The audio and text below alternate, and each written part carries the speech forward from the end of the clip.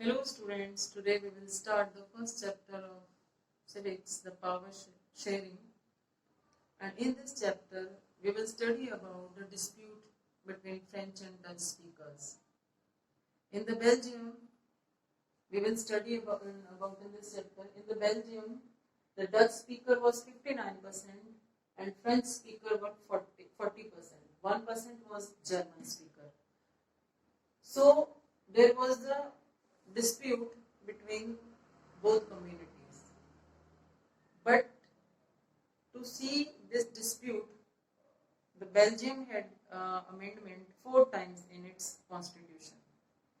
इस सब डिस्प्यूट को देखते हुए, इस लड़ाई झगड़े को देखते हुए बेल्जियम ने अपने कॉन्स्टिट्यूशन में 4 बार अमेंडमेंट किए ताकि वहाँ पर सुख शांति स्थापित हो सके, वहाँ पर पीस स्टैब्लिश हो सके। इसलिए बेल्जियम ने अपने कॉन्स्टिट्यूशन में अमेंडमेंट किए। तो the government in Belgium divided the power equally. अभी उसने क्या किया, जब ये डिस्प्यूट चल रहा था तो पावर को इक्वली डिवाइड किया Dutch and French speaker people, यानी कि दोनों में उसको इक्वली डिवाइड किया। It was decided that equal representation should be given to the French and Dutch speaking people. So French community, because क्या था कि जो फ्रेंच कम्युनिटी थी it was rich and powerful and Dutch community was in majority but it was poor, यानी कि जो Dutch community थी वो मेजॉरिटी में थी लेकिन गरीब थी। जो फ्रेंच कम्युनिटी थी वो माइनॉरिटी में थी but was powerful and rich. और यही रीजन था कि जो फ्रेंच थे वो डोमिनेटिंग थे, वो डच को डोमिनेट करते थे और जितने भी राइट्स थे वो फ्रेंच पीपल उसका लाभ उठाते, बेनिफिट्स लेते थे।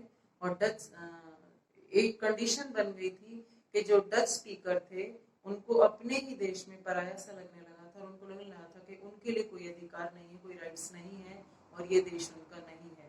और इन सब होने के बाद वहाँ पर एक क्रांति शुरू हुई, यानी कि लड़ाई झगड़े शुरू हो गए, रॉयट्स शुरू हो गए।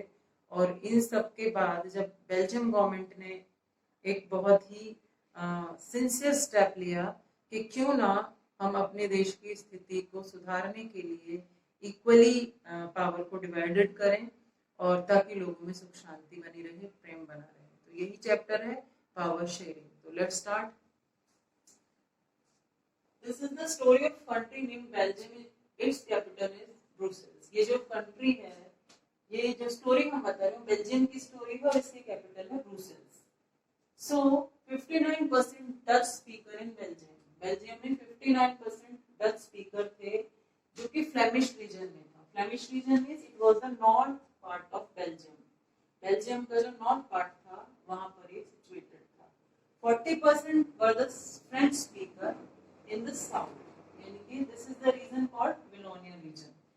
जो 40% थे वो फ्रेंच स्पीकर थे जो वेलोनिया रीजन में रहते थे। 1% वाज जर्मन स्पीकर, जो जर्मन बोला करते थे। तो ये वहां का कॉम्बिनेशन था किस तरह से परसेंटेज। अब इन ब्रुसेल्स, ये था बेल्जियम में यानी country.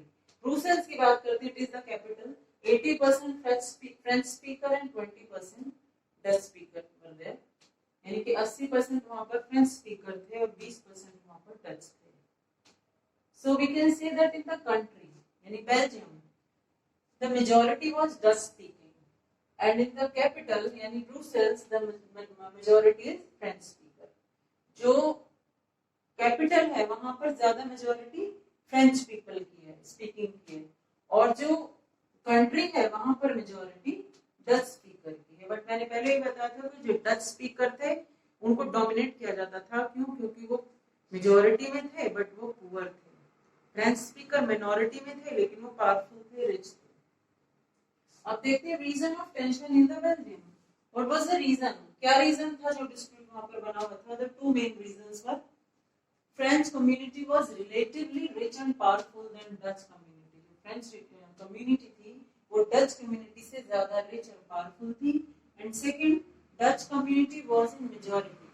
Dutch was in majority, the whole country but with minority in the capital. यानी कि जो Dutch speaker थे, community थी, majority में थी पूरी country में और capital में वो minority।